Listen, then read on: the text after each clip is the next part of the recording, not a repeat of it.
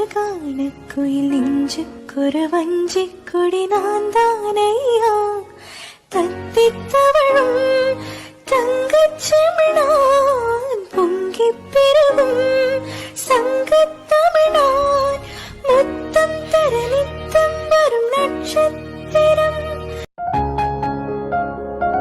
Hello friends, welcome back to Sukanya hair and makeup channel. எல்லோரும் எப்படி இருக்கீங்க? நாங்களாம் ரொம்ப நல்லா இருக்கோங்க.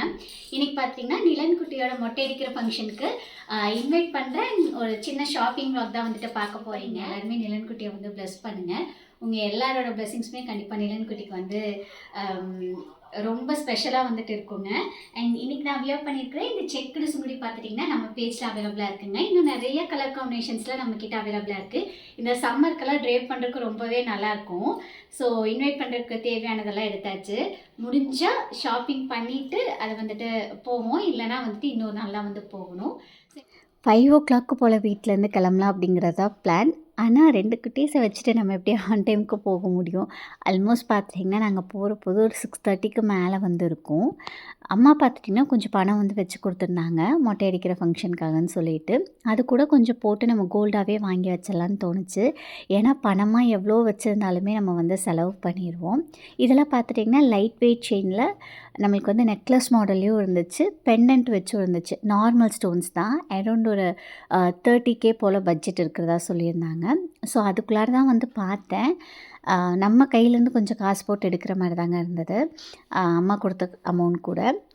ஸோ நான் அந்த ஒரு ரேஞ்ச்லேயே பார்க்கலான்னு சொல்லிட்டு தான் வந்து பார்த்தேன். ஆனால் என்னவோ நார்மல் ஸ்டோன்ஸை விட அந்த டைமண்ட் சைட் லைட்டை எட்டி பார்க்கவும் அது பயங்கர அட்ராக்டிவாக இருக்க மாதிரி தோணுச்சுன்னு சொல்லி அங்கே வந்து பார்த்தேன்.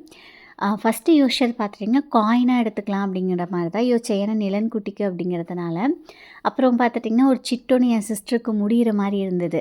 சரி, ஓகே, நம்ம வந்து இன்னொரு பொருள் எடுக்கிற போது இதுக்கு கொஞ்சம் டிஸ்கவுண்ட் பண்ணி கொடுப்பாங்க. அப்புறம் செயின்ஸ்க்கெலாம் பார்த்துட்டிங்கன்னா மேக்ஸிமம் வந்து அதிகப்படியான வேஸ்டேஜ் இருக்காது அப்படிங்கிற மாதிரி நான் வந்து இதை பார்க்குறக்கு ஆரம்பித்தேன். டைமண்ட் அப்படின்னா சொல்லவா வேணும், அப்படியே கண்ணை வந்து பறிச்சுது. சரி, மினிமம் பட்ஜெட்டில் ஸ்டார்டிங் ரேஞ்சில் இருக்கிறத காமிங்கன்னு தான் சொல்லியிருந்தேன். என் கையில் இருக்க இந்த டைமண்ட் செயின் பார்த்துட்டிங்கன்னா மினி நெக்லஸாக கூட யூஸ் பண்ணிக்கலாம் நம்ம சாரீஸ்லாம் போடுற மாதிரி. ஆனால் பட்ஜெட் தான் ரொம்ப ஜாஸ்தி, 1 lakhக்கு மேலே வந்துச்சு. சரி, அவ்வளோலாம் நம்ம பட்ஜெட்லன்னு சொல்லி அதை அப்படியே வந்து திருப்பி கொடுத்துட்டேன். மித்ததெல்லாம் நல்லா தான் இருந்தது. ஆனால் எனக்குள்ளார என்ன எக்ஸ்பெக்டேஷன் இருந்துச்சுன்னா, இப்போ பயங்கர ட்ரெண்டிங்காக இருக்கிறதே அந்த இன்ஃபினிட்டி தான். ஸோ அது கிடைக்குமா அப்படின்னு தான் பார்த்தேன். ஒரு ஹார்ட்டில் இன்ஃபினிட்டி இருக்க மாதிரி நார்மல் ஸ்டோனில் இருந்தது. ஆனால் அதை போட்டு பார்த்த போது எனக்கு அவ்வளோவா எடுக்கலை. அப்படியே ஒரு ஆஸ்லேஷன்லேயே இந்த டைமண்ட் செக்ஷனில் ஒன்று மட்டும் ஃபைனல் பண்ணேன். ஹெக்ஸகன் ஷேப்பில் ஃப்ளாரல் டிசைன் இருந்ததுங்க, ரொம்ப அழகாக இருந்தது. அண்ட் பக்கத்தில் இருந்து ஒருத்தவங்க பார்த்துட்டிங்கன்னா இந்த ஸ்டார் ஷேப்பில் இருந்தால் அதுவுமே டைமண்ட் தான். ஸோ அது வந்து ஃபைனலைஸ் பண்ணியிருந்தாங்க. ஸோ அது வந்து 75,000 சொன்னாங்க. நான் சூஸ் பண்ணது வந்து அரௌண்ட் ஒரு 85,000 கிட்ட இருந்துச்சு. நம்மளோட பட்ஜெட் பார்த்துட்டிங்கன்னா அவ்வளோ கிடையாது. ஸோ அப்படியே வந்து வந்தாச்சு. அண்ட் டெலிவரி வாங்கினது பார்த்துட்டிங்கன்னா என் சிஸ்டர் வந்து சிட்முடிதுன்னு சொல்லியிருந்தேன்ல, அவள் வந்து கொஞ்சம் கோல்டு காயின் வாங்கியிருந்தா. அதை நான் டெலிவரி வந்து வாங்கிட்டு கிளம்பிட்டேன். அண்ட் ஃபைனலாக பார்த்துட்டிங்கன்னா நான் யூஸ்வலாகவே ஒரு ஷாப்பில் வந்து பர்ச்சேஸ் பண்ணுறது உண்டு. அங்கே ஆன்லைன் ஷாப்பிங் இருக்குதுன்னு சொல்லியிருந்தாங்க. ஸோ ஒரு இன்விசிபிள் செயின் என்னோடய பட்ஜெட்குள்ளார டைமண்டில் செலக்ட் பண்ணி ஆர்டர் வந்து ப்ளேஸ் பண்ணியிருக்கேன். அது கண்டிப்பாக ரிசீவ் ஆனதுக்கப்புறம் உங்கள்கிட்ட வந்து காமிக்கிறேன். அது வந்து என்னோடய பட்ஜெட்குள்ளார வந்ததுங்க. அரௌண்ட் 33,000 தான். வரும்போதே பார்த்துட்டிங்கன்னா கொஞ்சம் பார்சல் வாங்கிட்டு வந்திருந்தோம். அண்ட் அன்றைக்கி வந்து நான்வெஜ் தான் செஞ்சோம். சிக்கன் சிந்தாமணிக்கு கொஞ்சம் சிக்கன் வந்து மத்தியானமே எடுத்து வச்சுருந்தேன். ஸோ வந்ததையும் நான் அதை வந்து பண்ணிட்டேன். ரொம்ப ரேராக தான் இந்த மாதிரி மைதா ஐட்டம்ஸ்லாம் எடுத்துக்கிறேங்க. நூல் பரோட்டா வந்து நல்லாயிருக்குன்னு சொன்னேன் தம்பி அந்த கடையில். சரி, ஓகேன்னு சொல்லி வரும்போது வந்து வாங்கிட்டு வந்தாச்சு. டின்னர் பார்த்துட்டிங்கன்னா வீட்டில் செஞ்ச சிக்கன் குழம்பு, சிக்கன் சிந்தாமணி அண்ட் நூல் பரோட்டாவோட நம்மளோட டின்னர் வந்து சூப்பராக வந்து முடிச்சாச்சு. ரொம்ப நாள் கழிஞ்சு அந்த பரோட்டா சாப்பிட்டது ரொம்ப நல்லா இருந்துச்சு. நிலன்குட்டி பார்த்துட்டிங்கன்னா அவருக்கு இனிமேலாம் நான் சாப்பிட்டு ஊட்டணும். கொஞ்சம் வீடியோஸுமே ரியா பொட்டிக் ரிலேட்டடாக ஷூட் பண்ண வேண்டியது இருந்ததுங்க. அம்மா நான் ஊட்டிக்கிறேன், நீ போயிட்டு அந்த வேலையை பாருன்னு சொன்னாங்க. ஸோ நான் கீழே வந்துட்டேன். நிலன்குட்டிக்கு பார்த்துட்டிங்கன்னா மத்தியானம் பண்ண பீட்ரூட் ரைஸே இருந்துச்சு. அன்னைக்கு வ்ளாக் அவ்வளோதாங்க. அதுக்கடுத்து வந்து நிலன்குட்டிக்கு ஃபீட் பண்ணிவிட்டு தூங்கியாச்சு.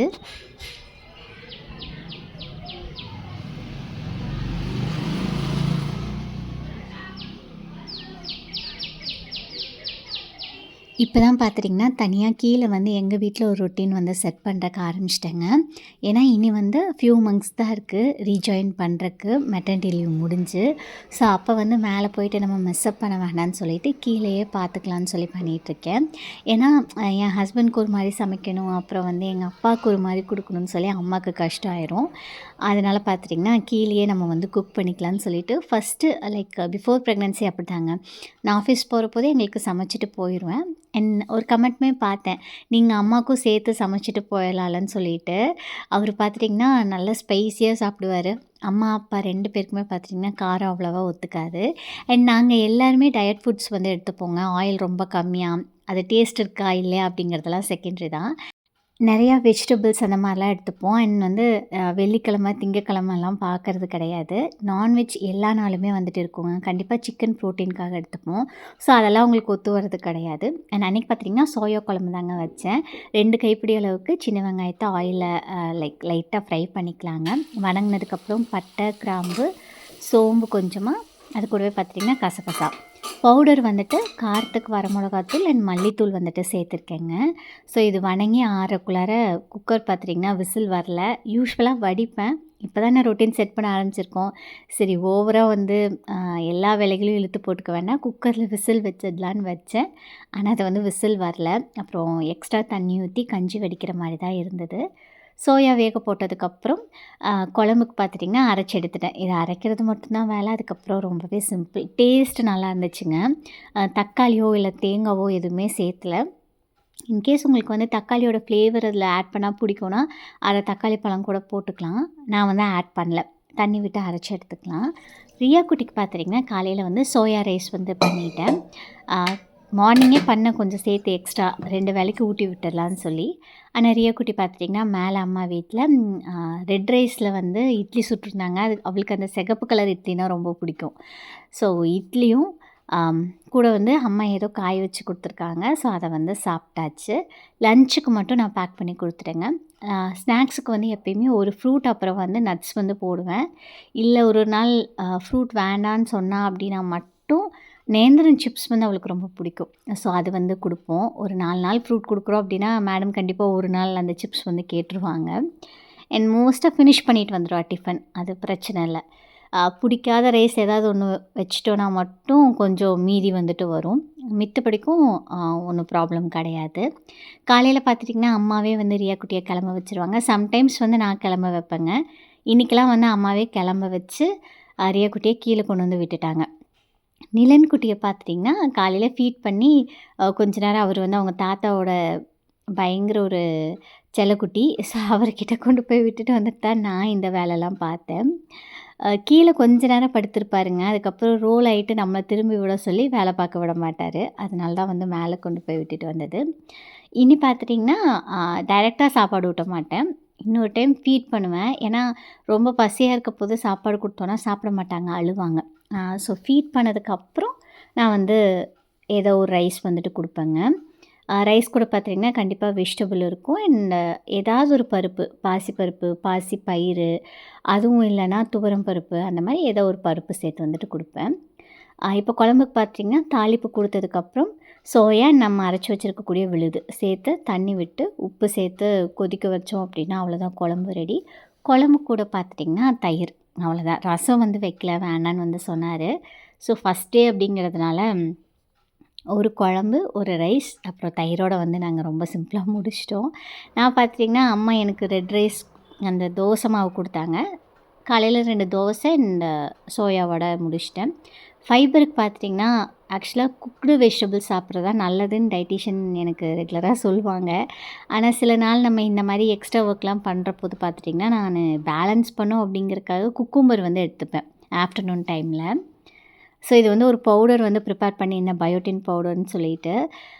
கொலாபுக்கு வந்து லைக் இன்ஸ்டாவில் ஃபியூ கொலாப்ஸ்லாம் பண்ணுறது உண்டுங்க. ஏன்னா ஒரு கண்டென்ட் க்ரியேட்டராக இருக்கிற போது நம்மளுக்கு ஏர்னிங்ஸே பார்த்திங்கன்னா இந்த மாதிரி கொலாப் பண்ணுற போது தான் வீட்டிலே ப்ரிப்பேர் பண்ணுற பவுடருங்க, நல்லது. ஸோ அதை பார்த்துட்டிங்கன்னா கொலாப் அப்படிங்கிறதுக்காக நம்ம யூஸ் பண்ணாததவோ இல்லை வந்து ஃபஸ்ட்டாக இருக்க எந்த ப்ராடக்ட்ஸுமே நம்ம சஜஸ்ட் பண்ணுறது கிடையாதுங்க. எல்லாமே யூஸ் பண்ணி பார்த்துட்டு சேஃபாக இருக்கான்னு பார்த்துட்டு தான் சஜஸ்ட் வந்து பண்ணுறது. ஸோ அதுக்காக ப்ரிப்பேர் பண்ணதுமே பாட்டிலில் வந்து மாற்றி வச்சுட்டு ரெஃப்ரெஷ் ஆகிட்டு வந்துட்டு இன்வைட் பண்ணுறதுக்கு கிளம்பியாச்சு.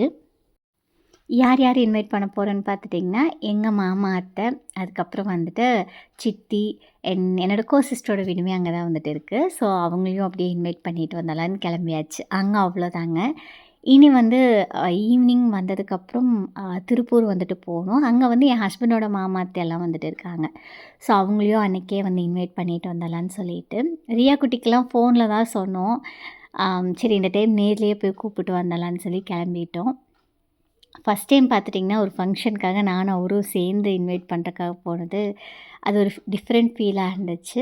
வரும்போது பார்த்துட்டிங்கன்னா கடையில் வந்துட்டு கொஞ்சம் டஸ்ட்லாம் இருந்துச்சு. அதெல்லாம் கொஞ்சம் க்ளீன் பண்ணி விட்டுட்டு மொட்டை அடிக்கிறோம்ல, அது சொல்கிறக்கு போயிட்டு இருந்தேன். என்ன காதுக்குள்ளார சொல்கிற? சொல்கிறேன். சரி சொல்லு. இந்த ஸ்கூலில் க்ரையான்ஸ் வீட்டுக்கு வந்து எடுத்துகிட்டு வந்தேன். எதுக்கு மேம் கிட்ட கேட்டுட்டு எடுத்துகிட்டு வந்தியா இல்லை மேம் கிட்ட கேட்காம எடுத்து வந்தியா? மேம் தான் கொடுத்தாங்க. மேம் தான் கொடுத்தாங்களா?